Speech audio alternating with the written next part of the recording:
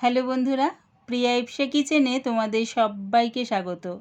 বাড়িতে থাকা কিছু উপকরণ দিয়ে দারুণ স্বাদের পনির বিরিয়ানি কিভাবে তৈরি করবে সেটাই আজকে তোমাদের সাথে ভিডিওর মাধ্যমে শেয়ার করলাম। এই পনির বিরিয়ানি খুব তাড়াতাড়ি রান্না হয়ে যায়, তাই এটা তোমরা অফিসে বা কলেজের লাঞ্চ বক্সে নিয়ে যেতে পারো, এমনকি বাচ্চাদের টিফিনেও দিতে পারো। আমি এটা কিভাবে তৈরি করি সেটাই দেখে নাও। আমি এখানে দেরাদুন চাল নিয়েছি। এবারে এটাকে জল পাল্টে পাল্টে প্রায় 5-6 বার ধুয়ে নেব।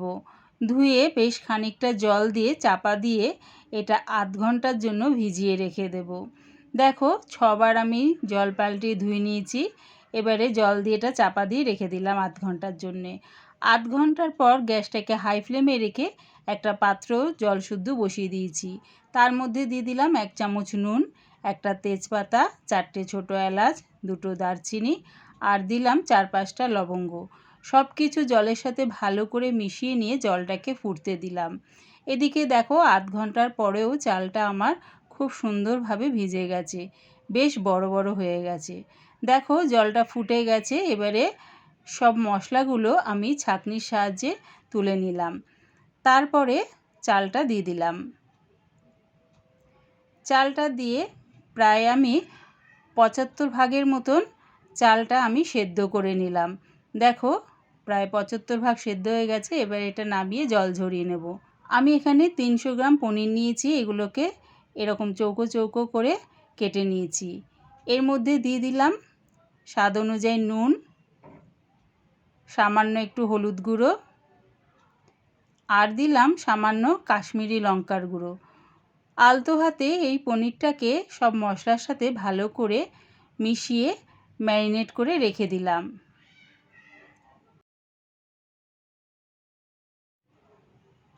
গ্যাসটাকে হাই ফ্লেমে রেখে একটা কড়া বসিয়ে দিয়েছি।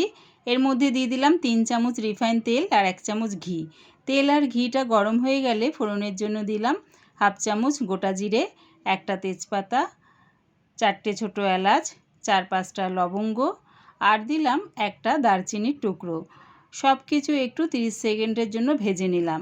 যখন দেখবে ফোড়নের থেকে সুন্দর একটা গন্ধ বেরোচ্ছে, তার মানে সুন্দর করে ভাজা হয়ে গেছে। এবারে দিয়ে দিলাম 3টে মাঝারি সাইজের পেঁয়াজ কুচি।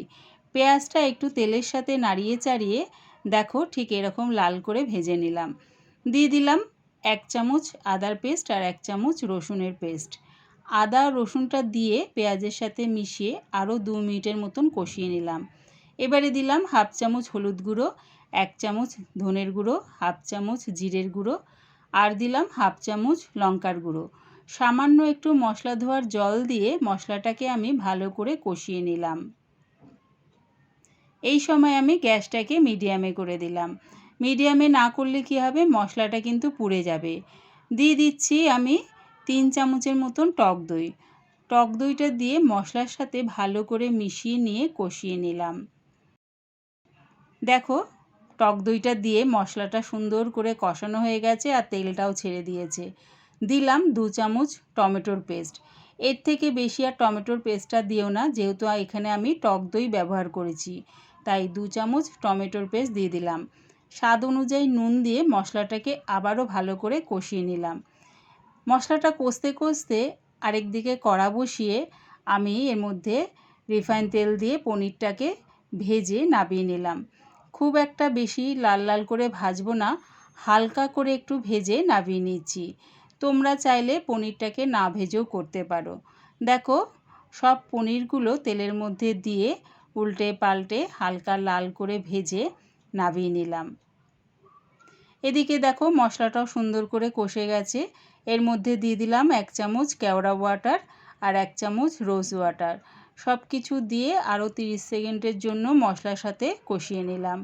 দিলাম 1/2 কাপের মতন জল। জলটা দিয়ে মশলার সাথে মিশিয়ে নিয়ে দিয়ে দিচ্ছি ভেজে রাখা পনিরের টুকরোগুলো। পনিরের টুকরোগুলো দিয়ে মশলার সাথে 1 মিনিটের মতন ফুটিয়ে নামিয়ে নেব। দেখো মশলার সাথে 1 মিনিটের মতন ফুটিয়ে নিয়েছি। এবারে পনিরগুলো শুধু আমি নামিয়ে নিচ্ছি। মশলাগুলো কিন্তু আমি কড়াতেই রেখে দিলাম।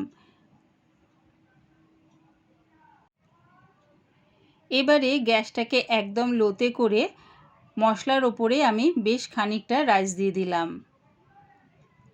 তার ওপরে এবার যে পনিরগুলো আমি নাবিয়ে রেখেছিলাম সেই পনিরগুলো দিয়ে দিলাম। এবারে সব রাইসটা এই পনিরের ওপরে দিয়ে দিলাম। সম্পূর্ণ রাইসটা দেখো এরকম পনিরের ওপরে ভালো করে ছড়িয়ে দিলাম। এবারে দিয়ে দিলাম 2 চামচ রোজ ওয়াটার আর দিচ্ছি 2 চামচ কেওড়া ওয়াটার।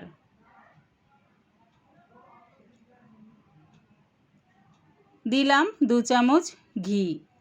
একবার আমার মতন করে এরকম পনির বিরিয়ানি বানিয়ে দেখো, কেমন হয়েছে কমেন্টের মাধ্যমে জানিও।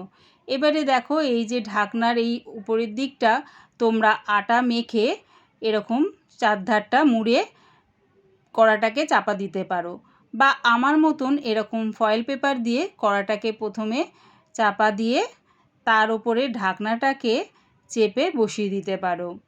গ্যাসটাকে একদম লোতে রেখে প্রায় 15 মিনিটের জন্য এটা দমে বসিয়ে দিলাম। 15 মিনিট পর আমি গ্যাসটাকে অফ করে দিয়ে আরও 20 মিনিটের মতন চাপা দিয়ে রেখে দিয়েছিলাম। 20 মিনিট পর চাপাটা খুলে দেখাচ্ছি। দেখো যা সুন্দর গন্ধ বেরিয়েছে না পনির বিরিয়ানি থেকে। তোমাদের যদি একবার শুকাতে পারতাম। একবার আমার মতন করে এই পনির বিরিয়ানি বানিয়ে দেখো, দারুণ খেতে লাগে।